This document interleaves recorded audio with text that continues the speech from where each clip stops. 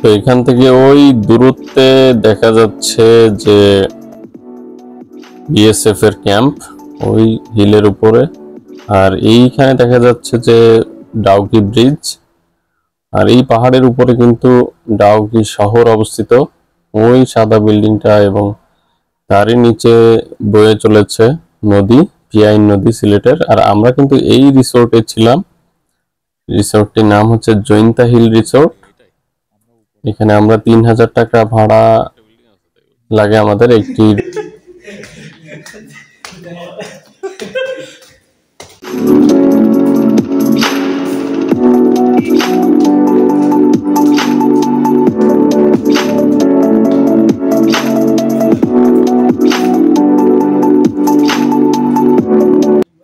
তো এই যে জৈন্তা হিল রিসোর্টে, এখানে আমরা মাত্র 3000 টাকায় ভাড়া করি, এবং রুমটা দেখুন, অসাধারণ ভিউ, কত সুন্দর ভিউ এই রুমটা, এবং খুবই পরিচ্ছন্ন পরিবেশ ছিল। আর পরদিন আমরা কিন্তু তামাবিল যে বর্ডার এরিয়া সেখানে যাই। আমাদের রিসোর্টের পরিবেশটা দেখুন, অনেক সুন্দর। আর তামাবিল বর্ডার এরিয়াতে আমরা বিজিবি এবং বিএসএফ সদস্যদের সাথে কথা বলি, এবং এই জায়গাটা ঘুরে দেখার পরেই আমরা চলে যাব জাফলংয়ে।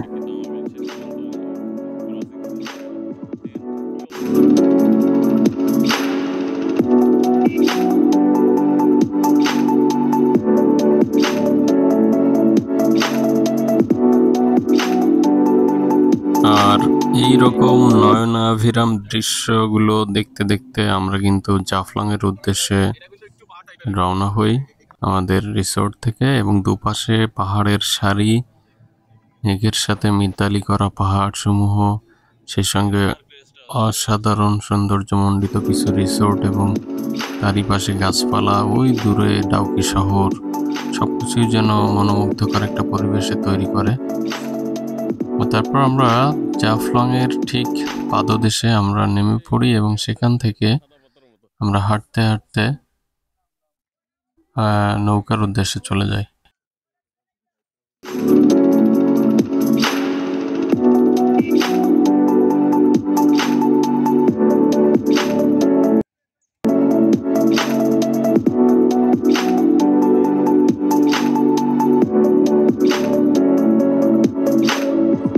এখানে হচ্ছে ভারত এবং বাংলাদেশের বর্ডার এরিয়া, আর এই যে তার কাটাগুলো দেখা যাচ্ছে তার ওই পাশে কিন্তু নোম্যান্স ল্যান্ড, আর এখানে খুবই সতর্কভাবে চলাফেরা করতে হয়।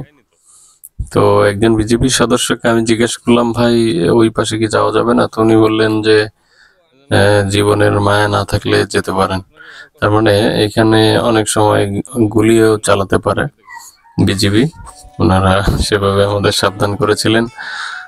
তারপর আমরা চলে যাই পাথরের সারির উপর দিয়ে নৌকায়, এবং আমরা খুব কম ভাড়াতে একটি নৌকা ম্যানেজ করি। আর তুমি কি করো? এটা পানি বিক্রি করো নাকি? ও, আর ঝর্ণা, ওই যে সাদা যেটা দেখলাম ওটা কি ঝর্ণা? ওখান থেকে পানি পড়ে নাকি বলো তো?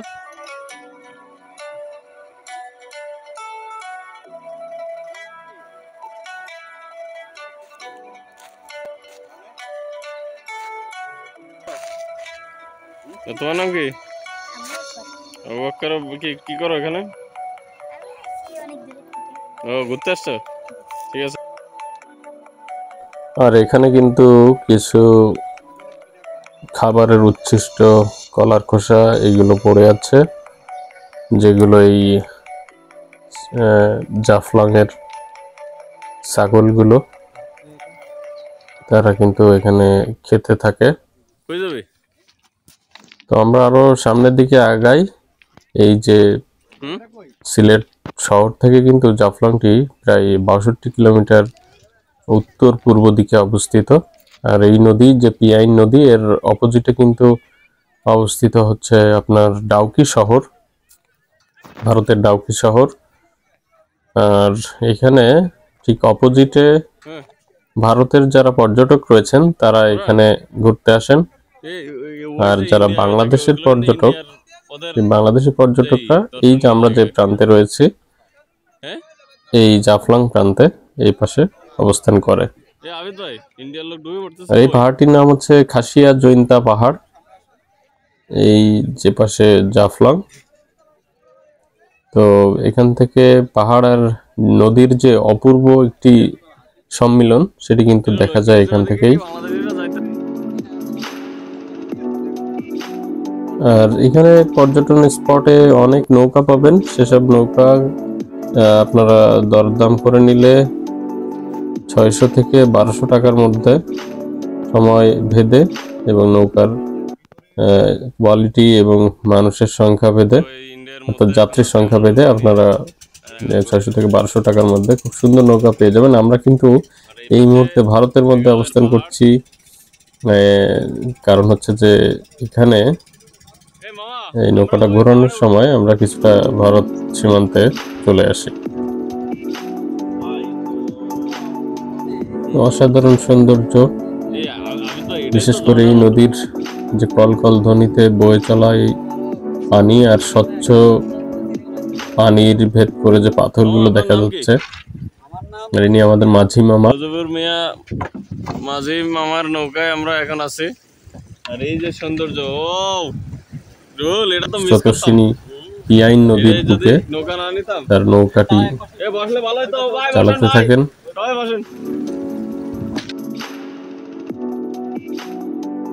তো এই এলাকাতে যেমন সাধারণ বাঙালিরা বসবাস করেন, তেমনি কিন্তু উপজাতিরাও বাস করে। আর এই জাফলং এর যে মানে স্থানীয় যে পল্লী, উপজাতি পল্লী, সেগুলোকে বল্লা বা সংগ্রামপুঞ্জি বলা হয়। তো এরকম প্রায় 5টি খাসিয়া পুঞ্জি এদিকে রয়েছে, খাসিয়া উপজাতি বেশি এই অঞ্চলে। আর এই দেখুন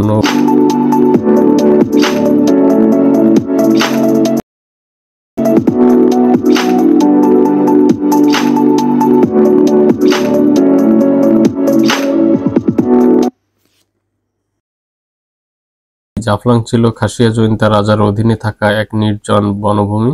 ওইখানে বিজিবিতে ধরেছে কয়েকজনকে, কারণ তারা বিজিবির চোখ ফাঁকি দিয়ে ভারতের সীমান্তে নেমে পড়েছিল নৌকা থেকে। তো তাদের একটা প্রয়োজনীয় ব্যবস্থা বিজিবি হয়তো করবে।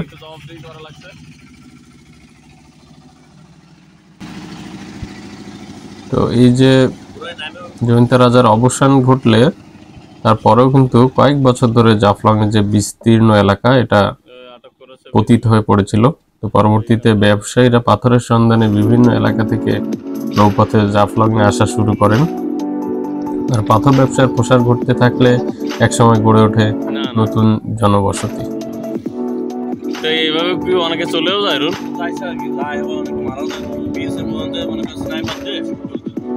কিছু করার নেই। এই যে ছেলেমেলে করে নামছে, এই যে নৌকাগুলো থামায় কেন মামা? এখানে নৌকা থামানোই তো উচিত না। ও আমাদের বিজেপি তো এই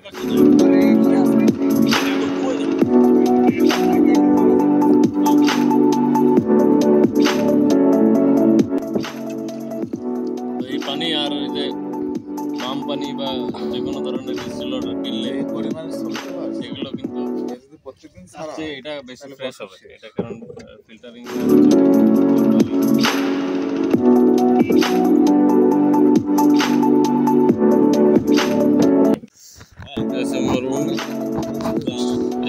বালি রুল একটু বালি তোলো তো, রুল একটু বালি তোলো, বালি তোলো, রুল একটু বালি তোলো তো হাত দিয়ে। এই যে মরুভূমি, এই জায়গাটা কিন্তু মরুভূমির মতোই। হ্যাঁ একটু বালি তো দেখেন আপনারা, এই যে মরুভূমিতে হচ্ছে আমরা। ভাই আপনি ওই সাইডে করেন, আমি এই সাইডে রুল রে মডেল বানাইছি।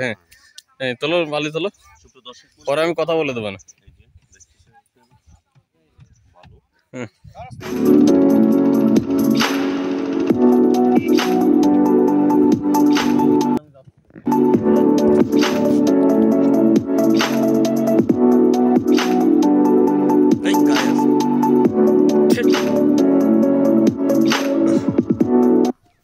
আর জাফলং এর এই যে বাংলাদেশ সীমান্তে দাঁড়ালে কিন্তু ভারত সীমান্তের অভ্যন্তরে থাকা অর্থাৎ ডাউকির মধ্যে থাকা অসংখ্য উঁচু উঁচু পাহাড় শ্রেণী সেগুলো কিন্তু দেখা যায়, এবং এসব পাহাড় থেকে নেমে আসা যে ঝর্ণা, সেই ঝর্ণা কিন্তু পর্যটকদের জন্য অত্যন্ত আকর্ষণীয় একটি বিষয়। আমরা একটি ঝর্ণার দিকেই যাচ্ছি এখন, যেটি মায়াবী ঝর্ণা নামে পরিচিতি লাভ করেছে।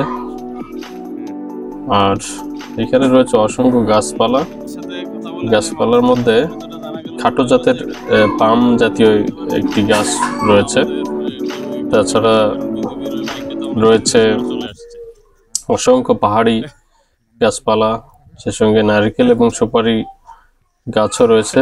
আর এসব গাছপালা এবং বনের মধ্যে অসংখ্য প্রজাতির পাখি এবং সে সঙ্গে বাদুড় দেখা যায়।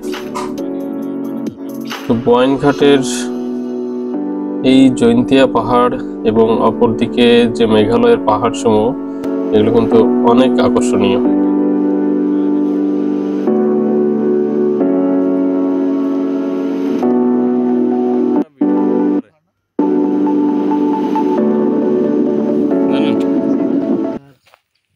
মায়াবী ঝর্ণা কেন এলো? এটা নামই রাখছে মানুষের, মানে এটা আপনার যে 2015 সাল থেকে আপনার এই ঝর্ণা চালু হয়েছে। হ্যাঁ, ঝর্ণা তো এর আগে তো এই যে মায়াবী ঝর্ণা, এটি কিন্তু নোম্যান্স ল্যান্ডে বিজিবি পড়ে গিয়েছে, কিন্তু ইন্ডিয়ার সাথে কথা বলে পর্যটকদের বিশেষ করে বাংলাদেশি পর্যটকদের অত্যন্ত আগ্রহের কারণে এটি কিন্তু বিজিবি অবমুক্ত করে দেয়। নোম্যান্স ল্যান্ড মাঝখানে এবং এই যে পাহাড়টি দেখুন, করতে গিয়ে টুরিস্ট চালু এই পাহাড়টি বেয়েই কিন্তু মায়াবী ঝর্ণার পানি স্রোতধারা বেয়ে নিচের দিকে নেমে আসে। এবং আমি দেখেছি যেখানেই ঝর্ণা সেখানেই কিন্তু পাথর থাকবেই, কারণ হচ্ছে তা না হলে তো নদীর সৃষ্টি হয়ে যাবে ঝর্ণার পানির দ্বারা। চাটার দাম তো কম পাথরের বাধা পেয়ে ওই পানিটা পাথরের উপর দিয়ে এসে পড়ে এবং সেটি হচ্ছে ঝর্ণার সৃষ্টি করে। ইন্ডিয়ান জিরা আছে, মধু আছে, জিরা কত? জিরা প্যাকেট জিরা 400, 450, 500, 600। এগুলো সব ইন্ডিয়াতে চলে আসে। হ্যাঁ, তা আসে কি করে এগুলো? জিরা কত করে সব? জিরা 100 কেজি। হুম, কেজি কেজি কত? কেজি আছে 400, আছে 500, আছে 450, 600 আছে। হুম, আর চা কোনটা কথা বললেন? চা আছে বাবা জিরা, অমৃত, ইন্ডিয়ান গেট। তো এখানে চা খাচ্ছি আমরা এই ভাইয়ের এখানে। ভাই এখান থেকে চাও কিনবো কিন্তু আমরা। এটা যদি নেন পড়বে 450 বাবা জিরা। 450 কি? কেজি এই ভাই এই চার দামগুলো বলেন তো, ইউটিউব চ্যানেলে যাবে একটু বলেন তো। এটা কত? এটা হচ্ছে 250 কেজি। হ্যাঁ কেজি। আর এটা হচ্ছে 220, এটা হচ্ছে 300, আরেকটা আছে 400 এখানে, আরেকটা আছে 200। 200 যেটা ওটা ভালো না মানে নাকি? ভালো ভালো হবে না, কোনো কথা নেই, ভালো হবে। কেজি 200 টাকা। তো কেজি প্রতি 200 থেকে 400 টাকার মধ্যে বিভিন্ন ধরনের চা আমরা এখানে পেয়ে যাই। এবং আমরা হিলে হাইকিং করার পরে আমরা যখন ফিরে যেতে লাগি, তখন কিন্তু আমরা কয়েক প্যাকেট চা এই ভাইয়ের এখান থেকে নিয়ে যাই। আর এখানে কিন্তু টুরিস্ট পুলিশের একটি ঝর্ণার উপরে ওঠা থেকে বিরত থাকুন এইরকম একটা ব্যানার এখানে লাগানো রয়েছে।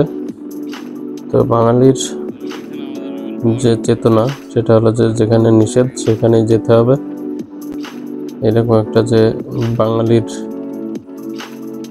স্বভাব, সেই স্বভাবজাত প্রবৃত্তির কারণে আমরা কিন্তু কিছুটা উঠে গেলাম পাহাড়ে।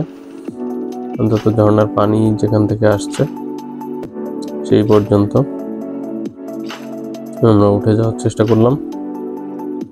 আর আমার একটা অবজারভেশন হচ্ছে, যখন সাজেকে গিয়েছি সেই সময়টাতেও দেখেছি যে যেখানেই ঝর্ণা, ওই যে পানির ধারাটা দেখুন, ছোট্ট একটা পানির ধারা। আর বর্ষাকালে এখানে অসাধারণ একটি দৃশ্যের সৃষ্টি হয়, অনেক বেশি পানি কিন্তু পড়তে থাকে উপর থেকে। তো সাজেকের সুবুলং ঝর্ণা রাঙামাটিতে দেখেছিলাম, সাজেক নয়। তো রাঙামাটি কাপ্তাই লেকের বুকে সুবুলং ঝর্ণা এবং রিসাং ঝর্ণায় গিয়েছিলাম। তো সেই জায়গাগুলো যে আমার যে অবজারভেশন, সেটা হচ্ছে যে যেখানে ঝর্ণা সেখানে কিন্তু অবশ্যই অনেক বড় বড় পাথর থাকে।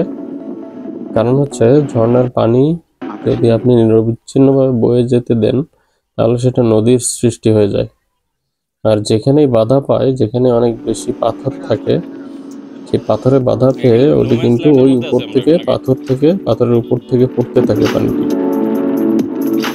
এই কারণে ঝর্ণার সৃষ্টি হয় সেখানে। আর যদি ওই পাথর না থাকতো, ভাই এদিক দিয়ে আপনার নামের একটু অ্যাডভান্স একেবারে ধুলিবালির মতো মাটি থাকতো, তাহলে কিন্তু অবশ্যই পানিটি নদীর পানির যে ধারা, সেই ধারাটি কিন্তু নদীর সৃষ্টি করে ফেলতো একেবারে।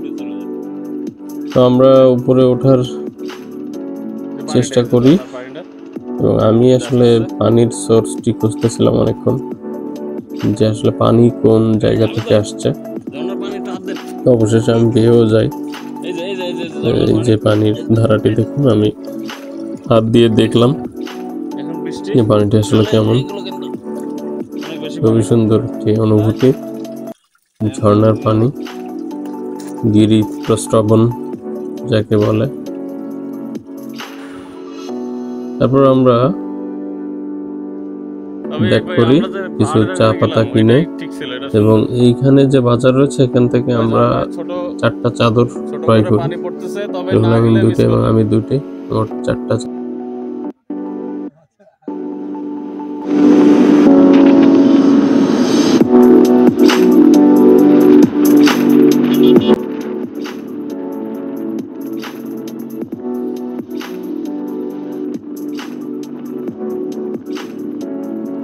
তারপর আমরা ফিরি এবং ফেরার পথে আবার সেই পিয়াইন নদীর ঝরঝরে পানি, সেই মনোরম দৃশ্য, এবং বর্ষাকালে যে বৃষ্টিস্নাত দিন, সেই সময়টাতে কিন্তু এই খরস্রোতা নদী দেখার মতো হয়, এবং পাহাড়ের মাথায় যে মেঘের দৃশ্য, সেটিও কিন্তু অনেক সুন্দর ভাবে ফুটে ওঠে। আর অবশ্যই জাফলংয়ে আসলে আপনারা নৌকা ভাড়া করবেন, এবং নৌকা ছাড়া হেঁটে হেঁটে দেখতে চাইলে অতটা সৌন্দর্য উপভোগ করতে পারবেন না। এই যে পরিবেশ, এই যে মনোরম পরিবেশ, শুধু ক্যামেরায় দেখে, ছবিতে দেখে, ভিডিওতে দেখে মন ভরবে না। এই জায়গায় এসে মহান আল্লাহ তাআলা প্রদত্ত চক্ষু দ্বারা এটি উপভোগ করতে হবে। চিত্রটা নিন ভাই।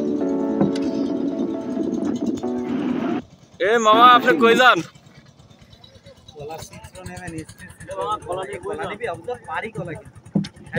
এই কলা বিক্রি হবে নাকি? কত করে? কত? 2টা 15 টাকা। তাই কি নেবেন ভাই? এই আমাদের কটা দেন, 6টা দিয়ে যান। 6 জন আছে না, 6টা নি। এই আমি তো টাকা বের করতে হবে। 2টা 15 টাকা বলে। টাকা বাইর করো।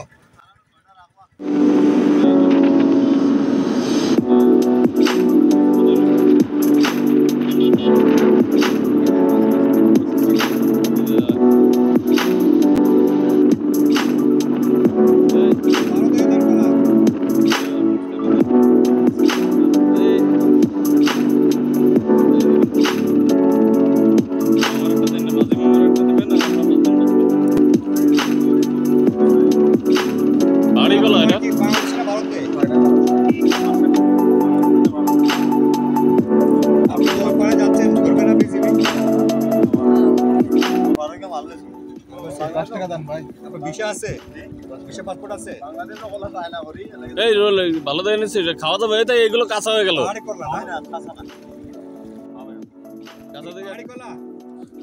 তো তারপরে আমরা কিন্তু এখান থেকে চলে আসব কলা খেতে খেতে। আমাদের নৌকা ভিড়বে জাফলং ঘাটে। তো জাফলংয়ের যে এই যে পাথর শিল্প, এই যে পাথরগুলো, বিস্তৃত পাথরগুলো আপনারা দেখতে পেলেন, এই পাথর শিল্প একদিকে যেমন এই এলাকাকে সকল অঞ্চলের কাছে পরিচিত করেছে, এবং এখানকার জীবন জীবিকা কিন্তু এই পর্যটকদের উপরে এখন অনেকটা নির্ভর করছে। আর এই পাথর শিল্পের যথেষ্ট বিস্তারের কারণে এই এলাকার বাতাস হয়ে পড়েছে একেবারে কলুষিত। তারপর আমরা মামার কাছ থেকে বিদায় নেই এবং বিদায় বেলায় তাকে সরি জানাই, কারণ আমরা তাকে নদীর মাঝখানে দাঁড়িয়ে সদাই করলাম, কিন্তু তিনি বলেছিলেন যে না, তিনি খুব খুশি।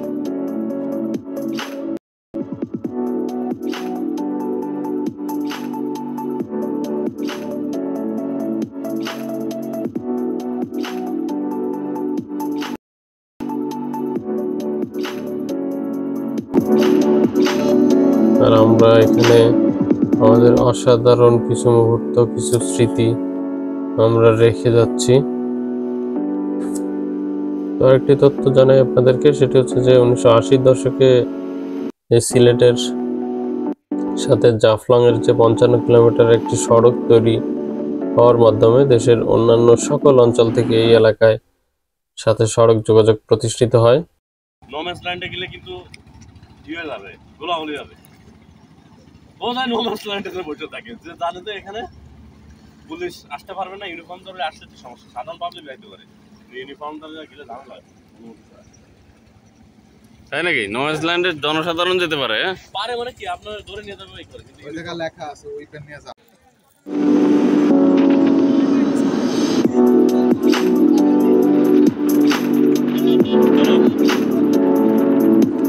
কিন্তু একটা ভিডিও নিলাম, এই লোকজন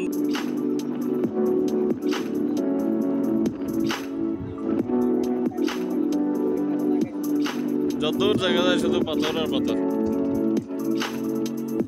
তো অনেক সুন্দর কিছু স্মৃতি